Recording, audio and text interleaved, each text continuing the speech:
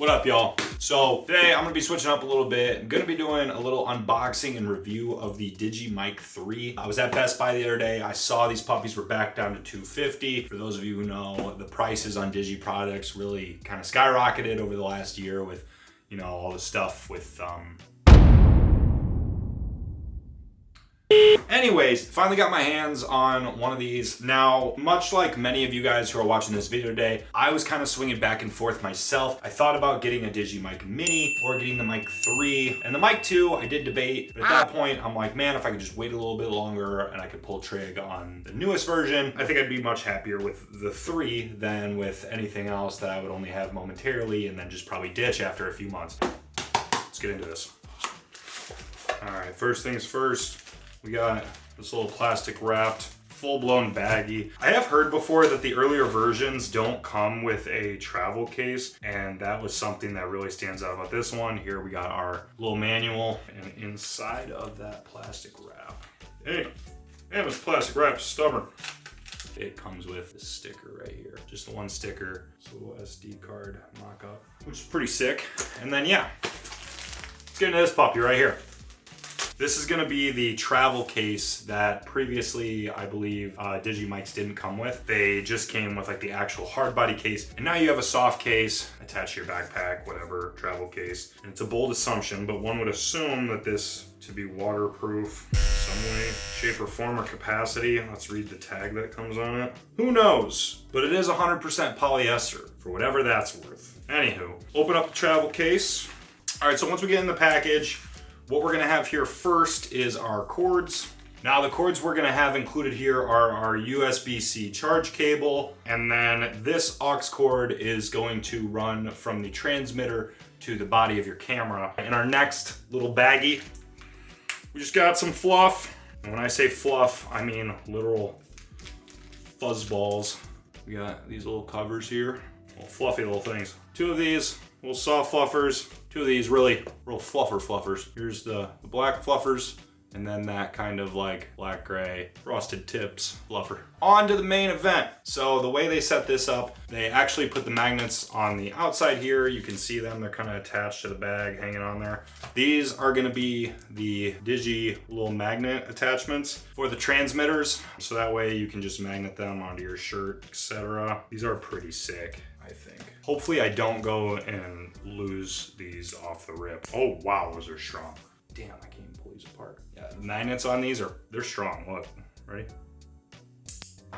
Right here.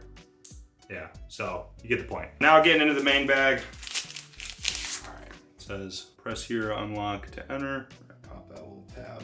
Pop the tab down like it says. You can see how there's a little bit of a lift there. And then voila, look at that thing right there. Oh, that is a beauty. So yeah, this is sick. Looks like they came about half charged. Here's our main receiver off the body here to get set up. And then we've got both of our transmitters right here. Like you saw here, I think that's one thing that's really cool about these newer models. There was like that live read of the charge of each of the things that are in here. I think that's pretty awesome to know. You won't just like randomly have one of them dying on you and just be like, oh, which one of my transmitters or receivers is dead. You get a full live read on that screen. And some of the other models don't have that screen on the transmitter. And that was something for me that, like, for convenience sake, for the long days, etc. Just, I like having a read of where we're at. I think it's pretty important. All right, first step here is gonna have me set the date on that. Today is April 4th.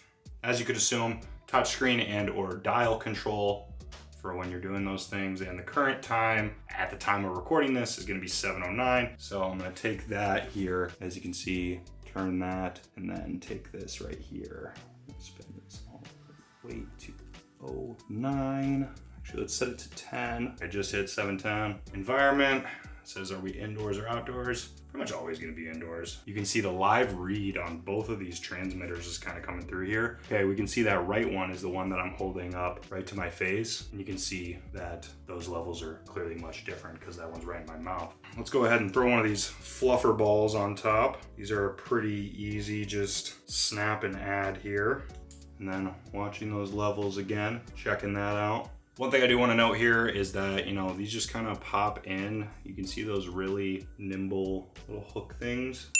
and they just kind of pop and pop out. That scares me a little bit. I don't love little like tiny plastic hooks. I highly doubt they're gonna snap at any point, but it can also be a little rough on my gear, and I would hate for that to happen kind of at random. Now, on top of the magnet internal ones, they have included the clip ones, just to show you guys that. So this is that little t-shirt clip, lavalier. That is it clipped. And then yeah, if I wanted to take one of the shirt magnet ones, which the lavalier is magnet anyways, I can't imagine that it's that hard to do a little 2-in-1. Now, I can see though why someone would want it to be that flat. And if you just heard that snap, I literally was just setting them down on the table next to each other and the magnet slid across the desk. So the magnets on these they're strong as hell. I think that looks a lot more professional, me personally. I like to have the flat mic. Just getting a little test demo of this environment. Let's see if we can get this fired up here. What'd that do? Oh, I'm live. Is that recording something? This is it, like kind of out here a little bit, or really at camera's length, you know, if you know where the camera is from my face. And then let's take this little puppy right here. Oh, damn. Just kind of tugging this casually. I'm watching the levels. I haven't adjusted them at all. This is just out the box. Looks like it came at pretty decently set levels. Okay, so right there, I just clicked it and it stopped the audio recording. So just click that and it starts. Click that and it stops. So if you get additional of these, just kind of like any Bluetooth setup ever, you just hit that really simple linking button right down there and you will get it to connect. All right, transmitter 2. You can also begin its recording from this screen, and it does a little vibrate thing when you begin that recording. And then now real quick, what I'm gonna do is I'm going to double tap one of these, and when you double tap it, it activates the device's noise cancellation feature. We're gonna click record on both these. You can see they have both glowed red, so they're both recording. And now at equal distances, I'm going to switch back and forth between the noise cancellation version that we're getting and the regular version, and we're gonna see if you can see a difference. There's really not too much noise going on in my room right now. It's a pretty controlled environment, but my air is on, so I'm kind of curious if the noise cancellation or the non-noise cancellation version is picking up my AC right now, but see if there's any sort of control quality difference in those.